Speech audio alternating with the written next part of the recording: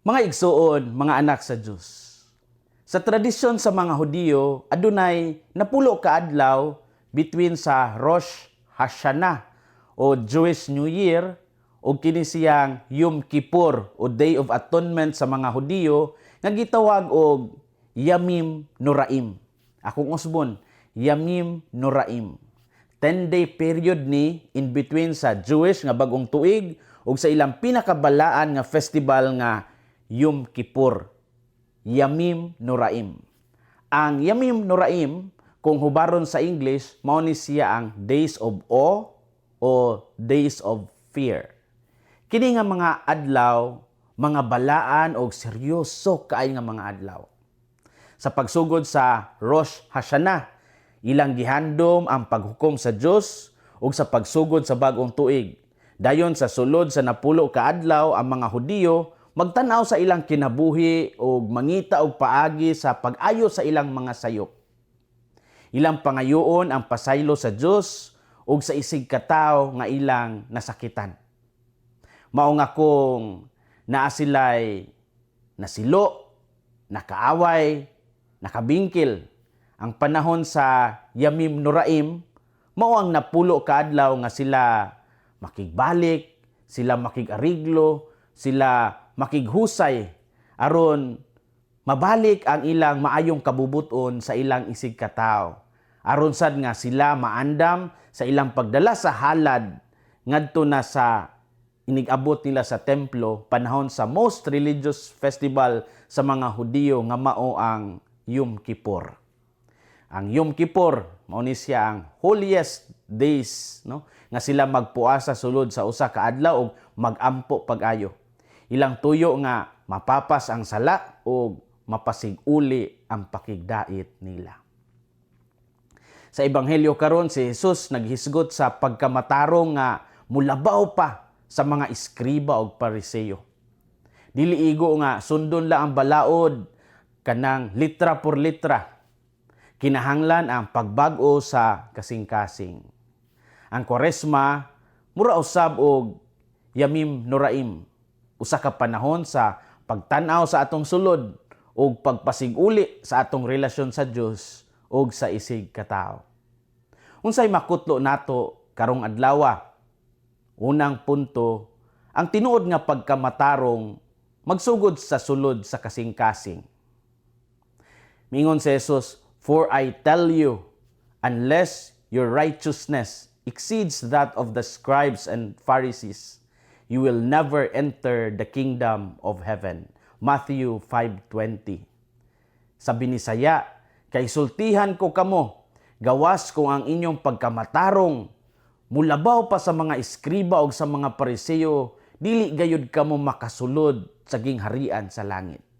Pasabot nga ang mga pariseyo matinumanon sa mga ritual, apan usahay kulang sa kaluoy.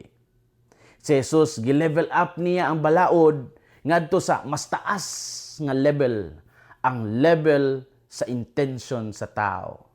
Ang pagdumot nga wala mahatagi og kasulbaran mahimong hinungdan sa pagkabungkag sa relasyon. Ang Ginoo nag-awhag nga atong limpyuhan ang atong kasing-kasing, dili lang ang atong mga lihok.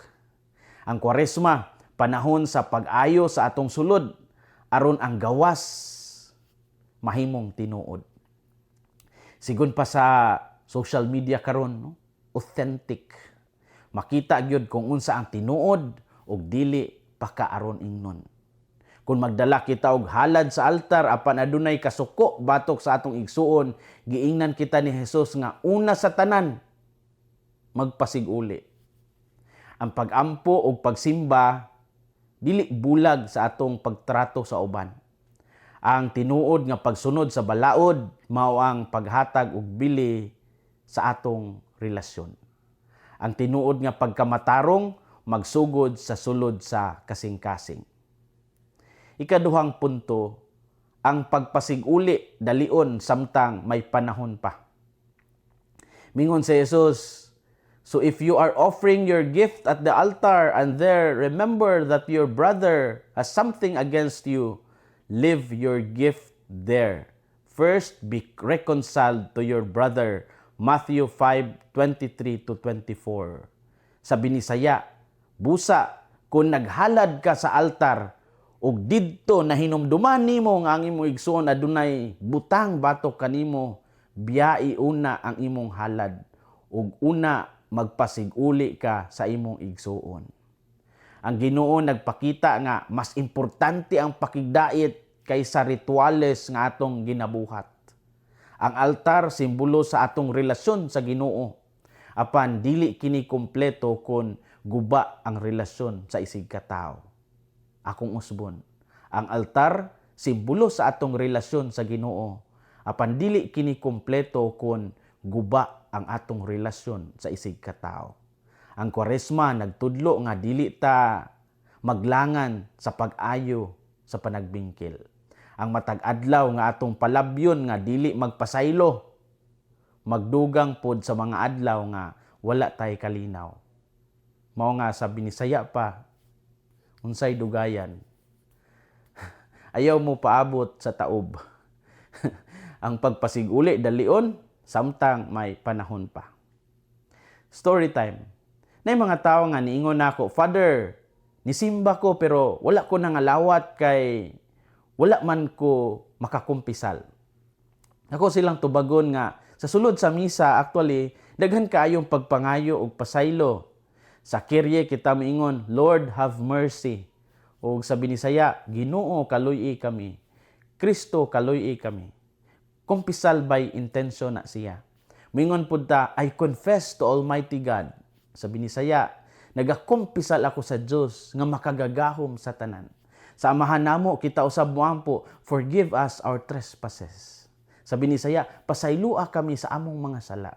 Then una ta mo kalawat na pagyutay sign of peace. Kini pakigdait sa isig ka tawo. Peace be with you. Adunay confession by intention sa matag misa nga naghinumdom sa atong kahuyang.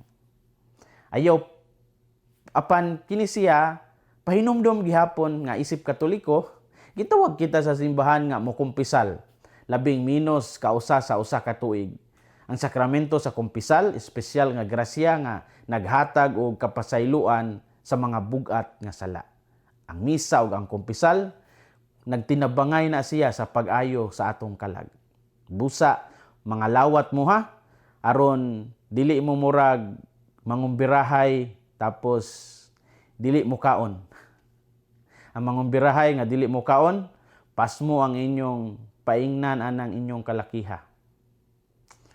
Mga igsoon, mga anak sa Dios, ayaw paglangan sa pagpasaylo samtang may higayon pa.